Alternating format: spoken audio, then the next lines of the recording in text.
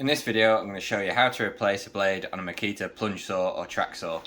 So you don't need to start removing any of these screws as the outer casing can stay on. The first thing you need to do is lock the blade into the right position. So if you look at the top of the saw, look at this little button here. If you put your thumb on here and slide forwards, you can see that retracts. So what you want to do is retract that button.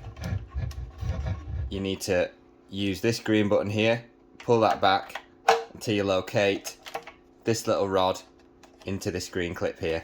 Once that's in, the blade is now accessible and you can see the nut you need to get your Allen key onto.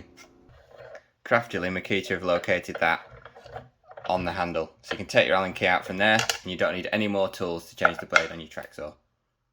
Once your blade's locked in that blade changing position, you need to find a way of locking the spindle. It's only when the spindle's locked can you put your Allen key on and loosen that nut. So if you look on the top of the saw, there's a button here. If you hold that down, that locks the spindle in place. So lock that in. Now we're locked in.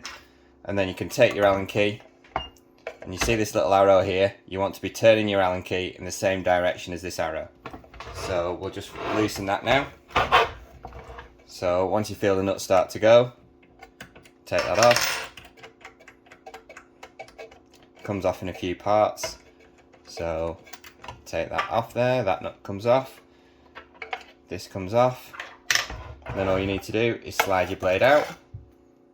Get your new blade. I like these Freud blades, they seem to cut really well. Slot them back on.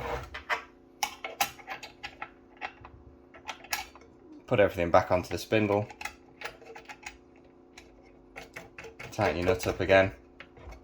And this way you want to just lock it in place by turning your Allen key against this arrow.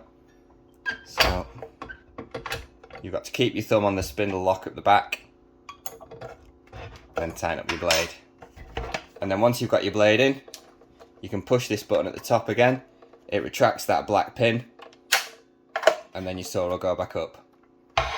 And that's how you swap your blade in your Makita plunge saw or track saw.